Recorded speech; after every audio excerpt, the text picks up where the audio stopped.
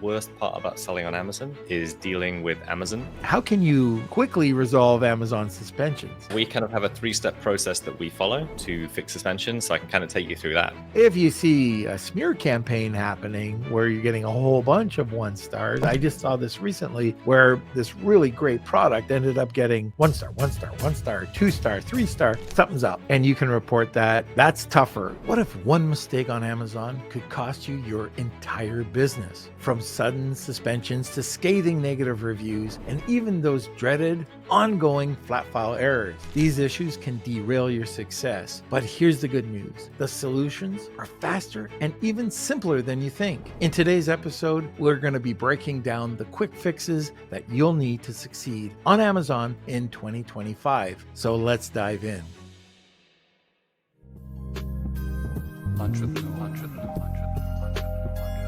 Our guest today is the founder of sellercandy.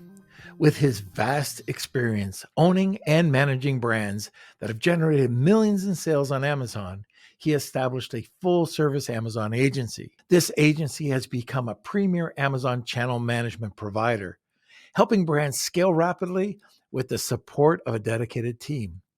His deep understanding of the Amazon seller experience inspired the creation of sellercandy, which delivers expert virtual assistant services in a seamless and efficient manner. So welcome, John Cavendish. One of the things that I love when I'm talking to John is his service. He saw a need in the marketplace. He created a service and it resolves problems. And this is stuff that could take you forever to do or not resolve it at all. And you go to a service, you pay, and it gets done. Do you want to just talk a little bit about the service that you provide? Sure, can do. Thank you for letting me share. I love it. That's why I wanted to talk about this up front before we get into these issues so people can see where we're coming from. Awesome, cool. So, I mean, it's called Seller Candy, like that. We called ourselves Seller Candy because that's the question everyone asks, because we work with seller support and we do bite-sized things that make your life a little bit sweeter if you want to be super cheesy about it. There we go. But basically what we are is we believe that the worst part about selling on Amazon is dealing with Amazon themselves. So we take that pain away. We make it so you never need to talk to seller support again. We do that by we have over 40 ex-Amazon seller support agents working directly for us. We have our own portal. Our clients log in, log the outcomes they want to have, and then we take it totally from there.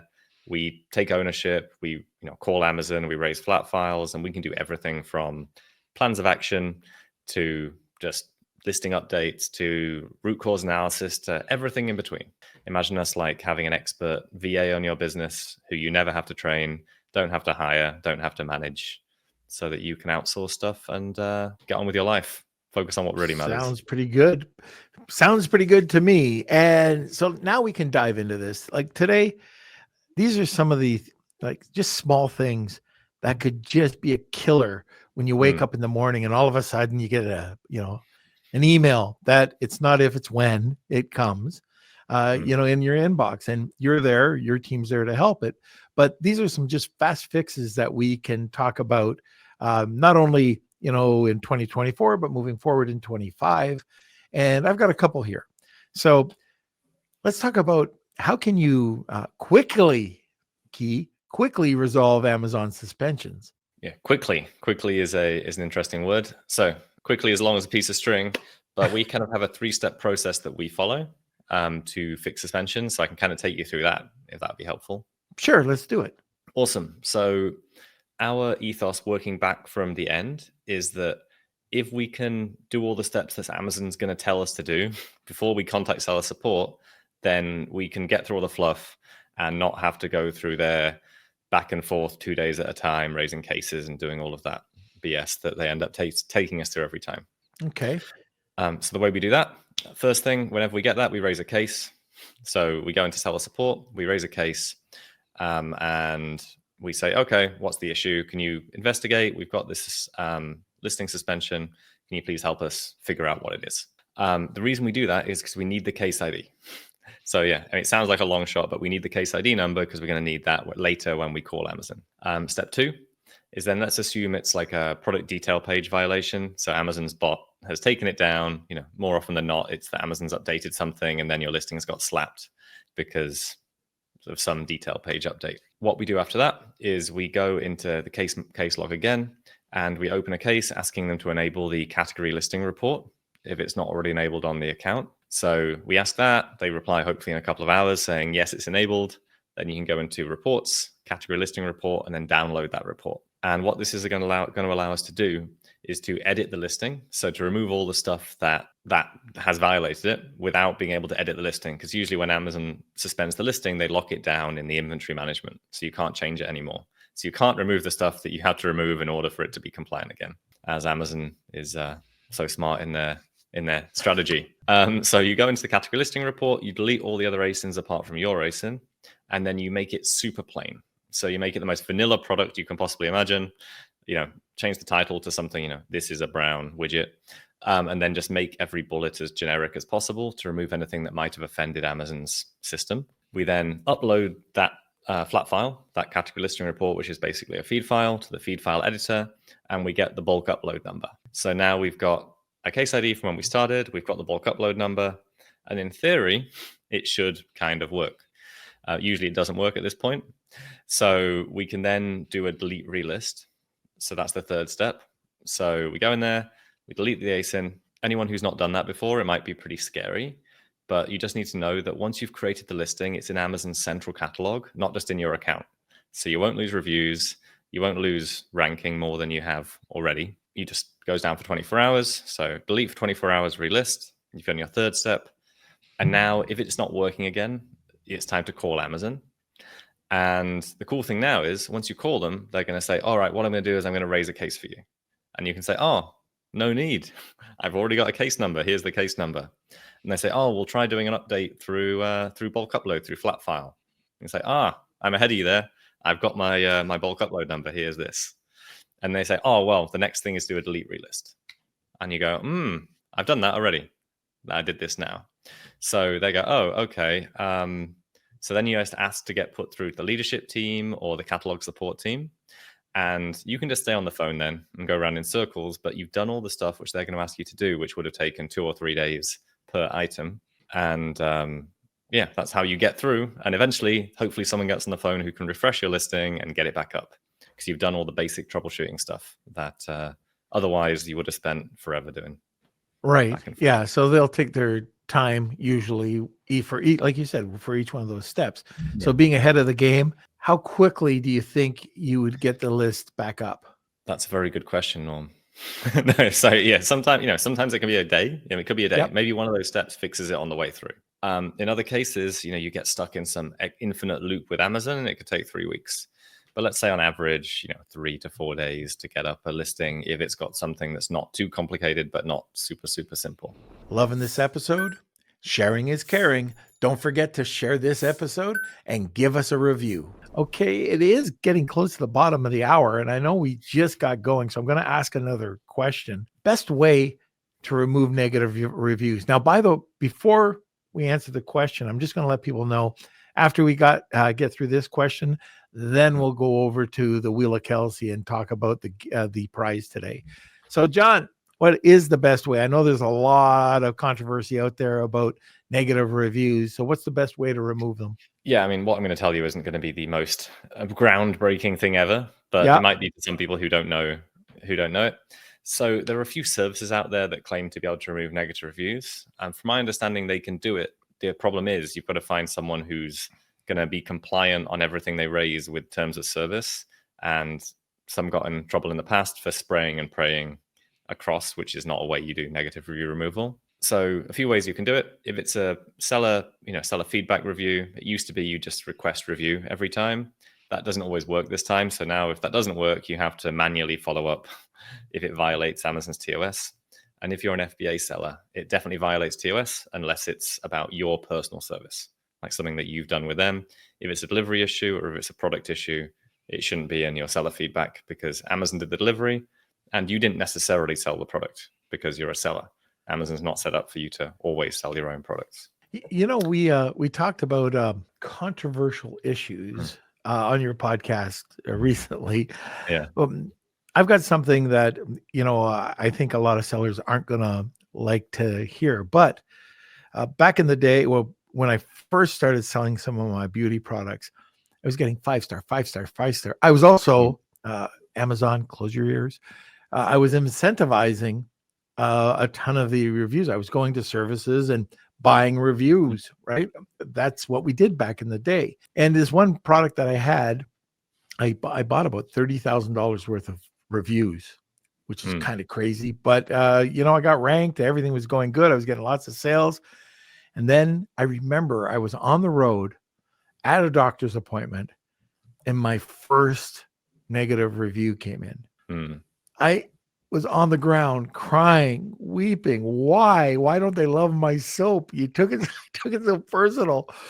And I thought this was the death of my product. And, I reached out and I did get it resolved, by the way. They ended up with a 3-star, which still killed me. But negative reviews aren't bad. Now, if you get a lot of them, that's bad. But it gives you validity. Like people would much rather see, and some people will say, no, it has to be 5 and 4. Well, those are people that haven't been in business a long time. You have to have a cross section. If it looks like it's too good to be true, guess what? It is. So if you have those, and people love the 3 stars. I don't know if, a lot of people haven't talked about that, but people like 3-star reviews because, it's like Goldilocks, you're right. It's perfect. It's right in the middle. All 5-star reviews don't look good. All 1-star reviews or a vast number of 1-star reviews, it looks like there's maybe a smear campaign. But if you have majority 5, couple 4, some 3, some 2, and a few 1s, not a problem at all. You don't have to try to get them removed. You don't want to spend a lot of money on that because that's just giving you credibility. Would you agree with that? Yes, yeah, 100%. And especially if you've sold a lot in Europe, because I sold a lot in Europe before, back in the day as well, when we used to use different ways to get reviews in Europe. Even when you were incentivizing or giving away free products in say, for example, Germany, Germans are not Americans when they leave reviews. I don't know about you, but I used to give away products in the US and they'd be like, this is the best thing I've ever had. I've had it for months. And I'm like, I launched it 3 weeks ago. How have you said you've had it for months? Yeah. And it'd be the best thing ever. In Germany, they'd be like, excellent product, 3 stars. Yeah. Excellent product, 4 stars. A culturally pessimistic country. But yeah, 100%. I agree.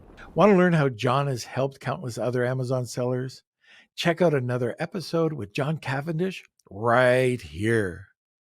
Yeah. So I just wanted to, talk to people because don't freak out, especially if you're new.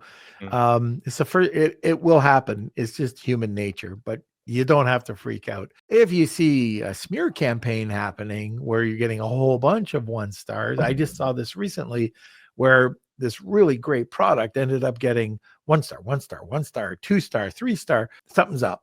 And you can report that. That's tougher. Now, I'm curious, could I go to Seller Candy for something like that and just saying, hey, look, this is unusual? Would you guys be able to do anything? Yes, we haven't had many clients come to us directly for that, but I've talked to clients about it in the past. And, basically we can do anything that you'd interact with seller support on. So anything that requires a lot of time investment. So whether that's calling or creating cases and figuring things out, we could figure that out. We couldn't guarantee any outcome, but we would be as if you'd spend all your time doing that, basically. Right. Okay. Now we are at the bottom of the hour. And if you're new to the podcast, this is where we do something kind of unique. It's called the Wheel of Kelsey. And our guests usually give us a prize to give away at the top of the hour.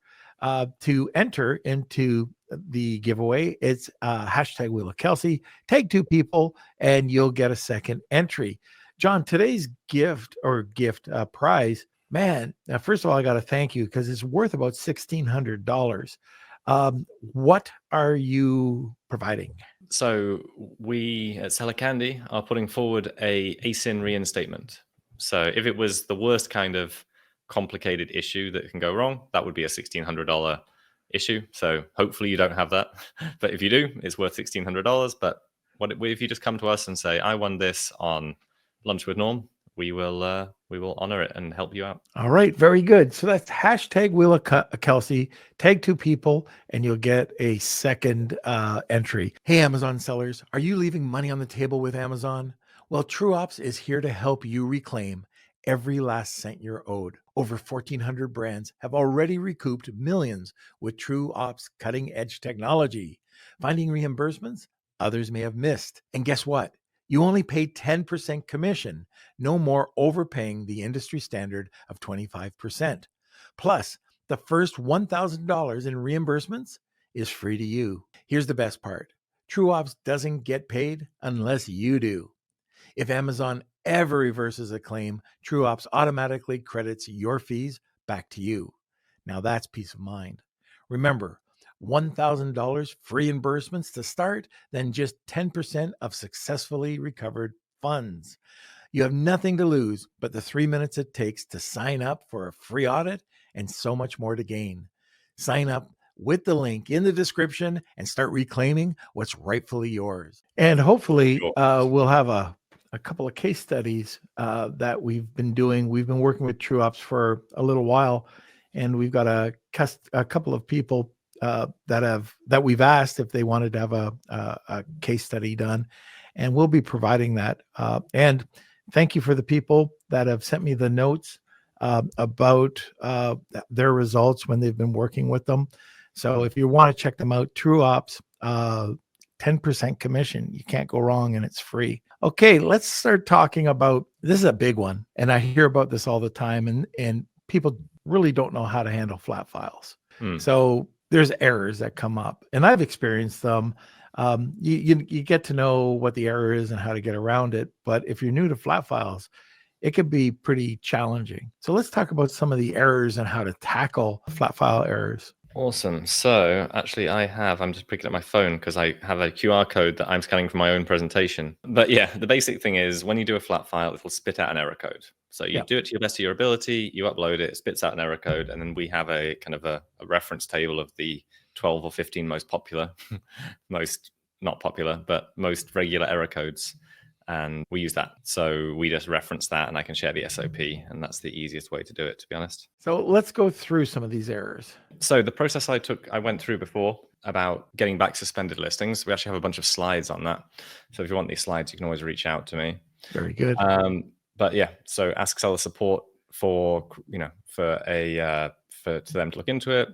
You enable your category listing report, and then it'll appear here in your inventory reports, so you can download it if you haven't used your category listing report before. It's a super useful thing to have and just to use going forward. Okay. And then we have a few kind of guides depending on what type of issue it is. So, product policy issue, you have to sanitize your listing. And what we mean by that is just remove everything from it so that it's the most boring listing possible. So Amazon can't possibly catch you with a bot because, whether it's a pesticide claim and it thinks you said something like antibacterial, or whether it's one of the other bots going around, Amazon updates things all the time, and you want to remove any reason for them to have suspended you. If it's an authenticity complaint, so Amazon will, I don't know if you've got caught with one before, but I've definitely been asked to provide authenticity stuff before. Right. The thing to remember with that is that you've got somebody reviewing this for 20 seconds and ticking boxes. They're not doing a deep dive on your business. So we want to make sure that, it's annotated, it's got a big red box pointing where they need to look, an explanation of anything that doesn't line up, properly, because this is the biggest issue, is that, the address doesn't match the delivery address that you said it should match. So they reject it and they don't tell you why. So you want to just make everything match in the best way possible and then upload it to Amazon so they can see it. We've also got IP violations. IP violations are the most frustrating ones sometimes because people use them to attack you. So, a brand owner will reach out and say, these guys violate my IP because you've mentioned them compatible with, or one of the actual valid uses of IP. They'll provide you with an email address. And the cool thing here is that if they're doing it in bad faith, they usually won't respond to you after that point. So that means when you email them, you can track each of these emails, take screenshots, and basically make a case to Amazon that these people, if they're not responding to me, not helping me, they're acting in bad faith, so that we can get the listing back up with that rather than having to get them to remove the IP complaint, because a lot of times they're just trying to cause you legal delays and dissuade you from making money off their product. Yeah, usually around Black Friday. Usually around Black Friday, yeah. I'm sure our team is dealing with a bunch of them right now. And by the way, so again, just if you don't have somebody on your team that can deal with customer service, those complaints that come in, ask Elena Saris about it. She's been on the podcast about 2 or 3 times. She left Amazon because every Black Friday that came around, she got nailed. And then when would her listing come up? Second week, third week of January. And it happened 2 years in a row. And she just had it. If you know the issue and you can deal with it like you're talking about right here, John, then that's going to help you get the listing back and not kill your, fourth quarter sales. 100%. So yeah, just having this stuff ready to go and assuming that this is going to happen at some point, because everything happens eventually. We just want to make sure we're prepared for it. Risk evaluation. Yeah. So after that, product safety issues. Product safety issues can come up from like poor voice of the customer, poor reviews. Somebody leaves a review or a competitor leaves a review saying that they got injured by the product in some way. The problem is, like, the first time that people come to us or the first time that a lot of sellers have it, it's an injustice because it's not possible this could have happened and Amazon is wrong. What I always say to our team is, do you want to be right or do you want to make money?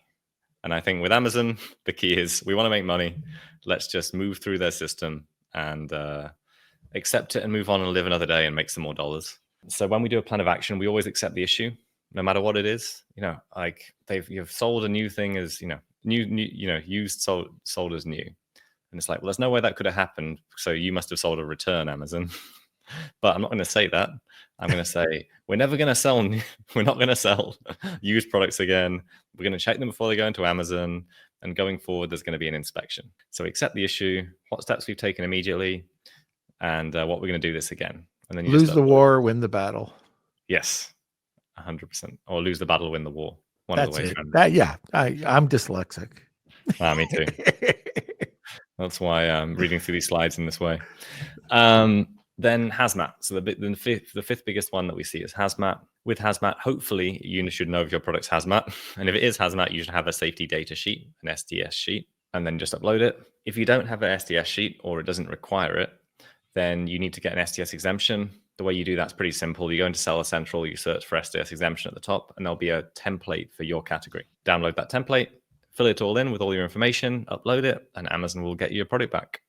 So these are the top 5 things that we see every day people get listings suspended because of, and these are the steps, the simple high-level steps we take to solve each one. Very good. Anybody listening, is there anything that you want to talk about? Is there a 6th, 7th, or 8th issue? I know there's a bunch out there, but these are 5. These are great. Just these top 5. Oh, and here's the error codes. This isn't a very exciting slide. So we talk about different error code types. We basically say you should use this document because the document's the way to do it. And this is an example. So it just comes with a bunch of steps. So for example, if you've got an 8032, child SKU already assigned to a parent SKU, you just run through steps 1 through 5. I tried reading it out before, but I'm also dyslexic, so it sounds like someone stumbling over it.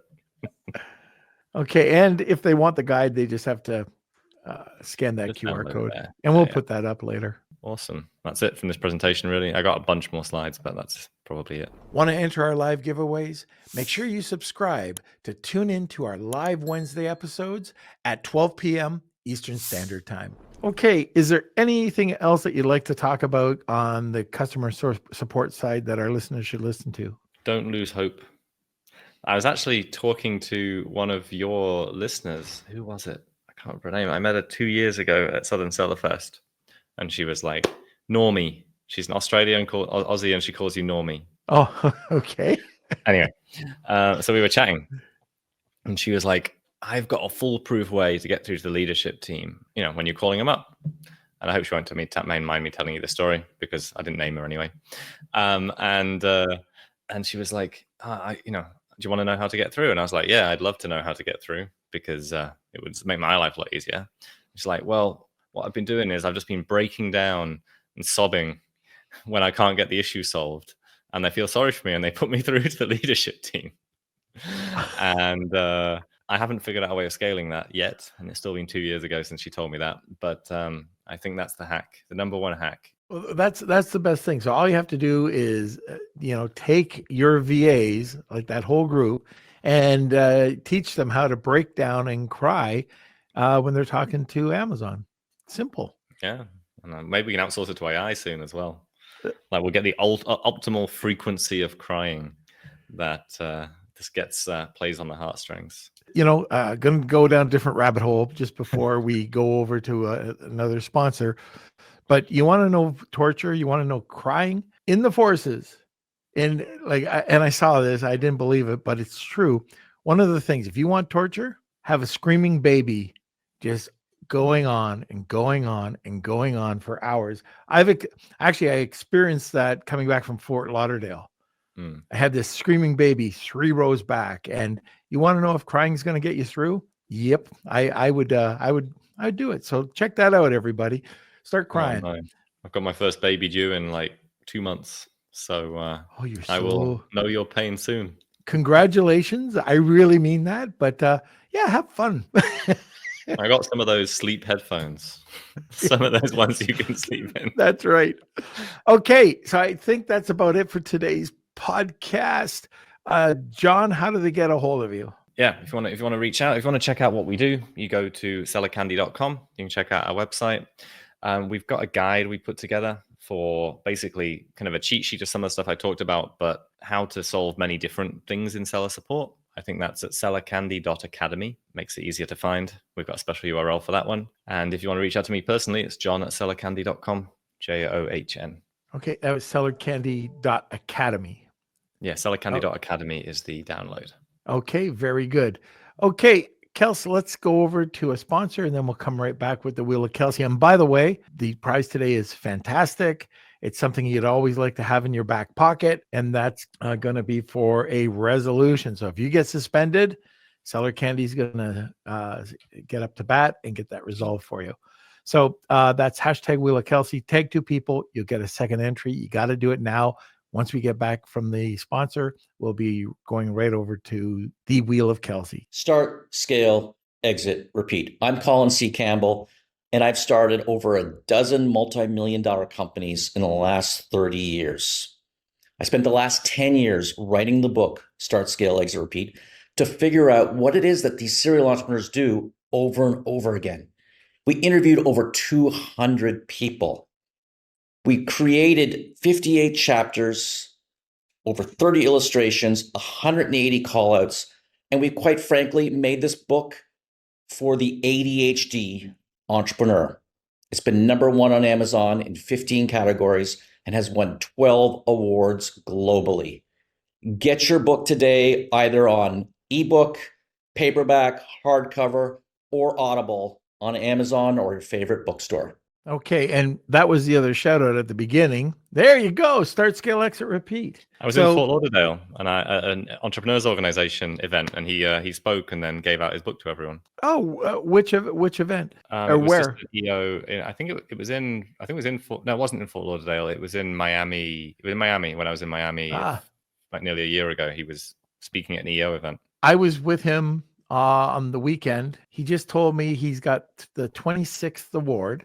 And he's come out with the workbook. So I have the workbooks. Actually, Kevin King and I are basing our whole business model on his that book and his workbook. He just got the biggest award for that book. Forbes has told him they've only seen one other nonfiction book ever get this award, and it was awarded to him yesterday. So this book is skyrocketing again to #1. And that's Start, Scale, Exit, Repeat. So check it out. Yeah, it's a tome. It's 400 pages, but it's broken down very easy. Yeah, if you want to see something, it's all he doesn't like me calling this, but I use it as a reference guide. It's really cool the way he set it up. All right, so let's get over to the wheel. It's time for the Wheel of Kelsey.